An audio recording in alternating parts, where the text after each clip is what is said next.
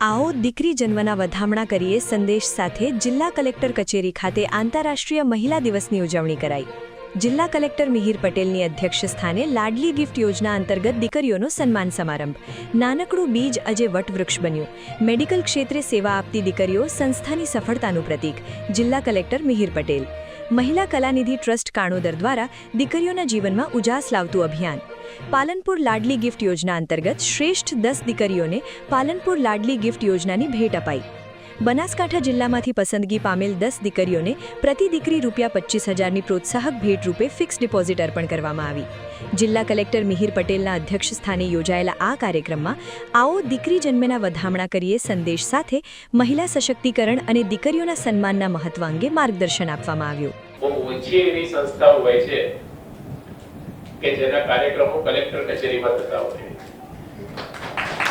ઘણા વર્ષોથી આ જે કાર્યક્રમ છે કે મહિલા કલાનિધિ ટ્રસ્ટ દ્વારા અહીંયા જ થાય છે એ એમની વિશ્વસનીયતા છે અને જે ખૂબ સારી એ કામગીરી કરે છે એમનું જિલ્લા વહીવટી તંત્ર તરફથી એક સન્માન પણ છે।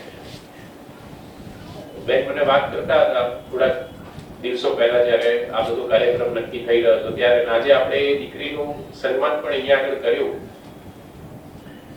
કે જે ફિક્સ ડિપોઝિટ એ મૂકે છે ભાડાઓ માટે અને પછી અનુક્રમે જેમ વર્ષ જાય છે એમ એનું વ્યાજ આવે છે એમાંથી એનું જે પણ રકમ છે વધતી જાય છે।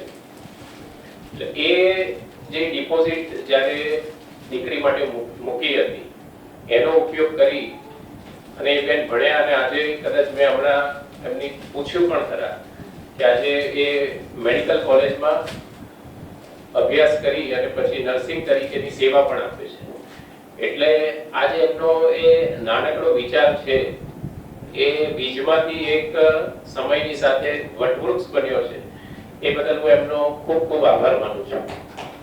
અને બેને હમણાં જે વાત કરી કે અમારો ટાર્ગેટ એવો છે કે 101 જે ભાડાઓ છે એની ડિપોઝિટ કરવી છે અને એમાં 5 જેટલી ભાડાઓના દાતા ઘટે છે તો હું એમને ખાતરી આપું છું કે કલેક્ટર કચેરી તરફથી આ જે 5 ભાડાઓના જે દાતાનું કામ છે એ પૂરું કરવામાં આવશે અને એમની આ જે સારી કામગીરી છે એ અવિરત ચાલુ રહે તે માટે ઈશ્વર એમને શક્તિ આપે એવી હું પ્રાર્થના કરું છું। સાથે સાથે આજે કાર્યક્રમ છે કે આંતરરાષ્ટ્રીય મહિલા દિન નિમિત્તે ઉજવવામાં આવી રહ્યો છે। એટલે સૌ આપણા બનાસકાંઠા જિલ્લાની મહિલાઓને બહેનોને હું ખૂબ અભિનંદન પાઠવું છું।